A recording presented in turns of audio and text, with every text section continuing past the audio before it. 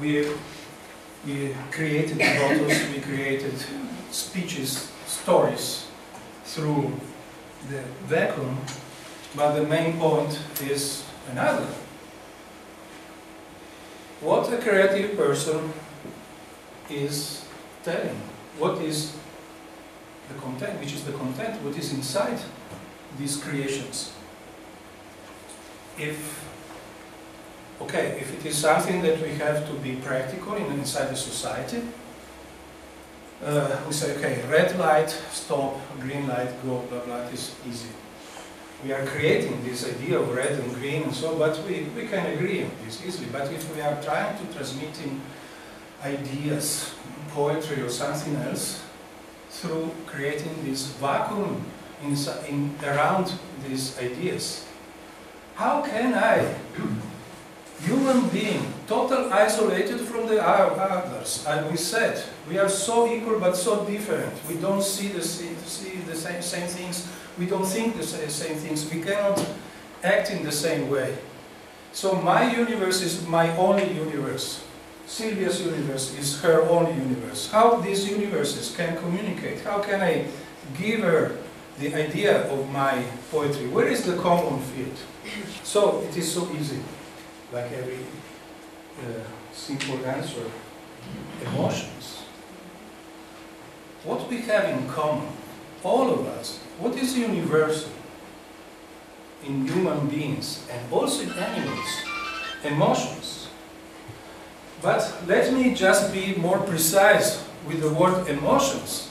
The word emotions is not feelings. Feelings are coming after the emotions, are produced in consequence of the emotions, exactly, and also in the same physiological system, like the data that we are perceiving, they become thoughts. They become idea of images and so on. So, after elaboration in our cortex, we produce feelings. But before, we are like the blind that doesn't know that he sees. There is that point where emotions are elaborated. They are in an undercortical system. When they come to the cortex, then they are elaborated. But we react to everything, to every object, to every environment, to everything, to every word, to every idea with emotions. This is so natural. Every baby, as he is born, he starts to shows the reaction to his emotions. Normally it is just angriness or happiness, very simple. Then they become more and more. But then there is a moment when the society, the environment tells him it's better not to show too much your emotions because you are weak, you are vulnerable. So at 6 years we learn not to show, not to cry, not to show our emotions because it's dangerous. But if emotions are the only common things that we have, how can we communicate with another individual, human being? Not a society. With a society, okay, but with a human being, I want to communicate either than through emotions. This is the only key. It is so simple. When we fall in love, okay, the rules of the society are telling us, look, you must look smart, intelligent, rich, and so we are lying as much as possible to try to get attention, to be appreciated. Then, okay, she or he falls in love, a big love starts, and then what we start to claim? You must recognize me for what I am. Shit, I lied till yesterday, and now I pretend that you recognize me for what I am. Inside myself, my emotions, you must respect my emotions. So simple. When we are artists, but also lawyers, gallerists, whoever is working in the creative field,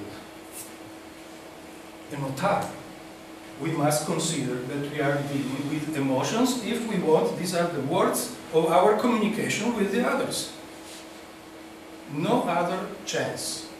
Otherwise, we have walls around, we are so able to hide everything, so much that we lie to ourselves. We don't show our emotions to ourselves, we don't admit, we hide, we deny that we have emotions. So dangerous it is, so scared we are by something that is not recognizable, something that is alien, something that is different from us. And it is so deep inside us. There is an activity in human beings that is not like the humanity in terms of time that solves this problem. Sometimes in being ourselves when we are alone, but many times also when we are not alone. And who is solving this problem? Art. Only a guy that is able to be naked in front of us and putting his emotions in some object, in something, in some action. Then, if we are so humble and so naked also to read what he presented to us, then we can communicate with this object that is like a mirror. We are communicating with ourselves. And we discover that inside ourselves, in this deepness, there are horrible things. We are monsters, but we are monsters like the others. So we are not alone.